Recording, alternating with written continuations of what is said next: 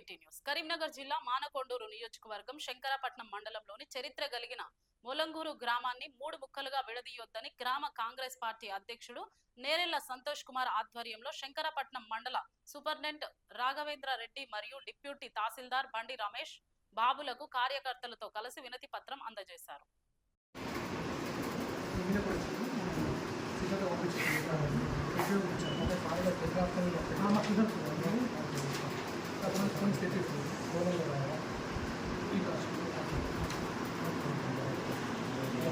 సంతోష్ గ్రామ కాంగ్రెస్ కాఫీ ఎక్కువ తీసుకోండి.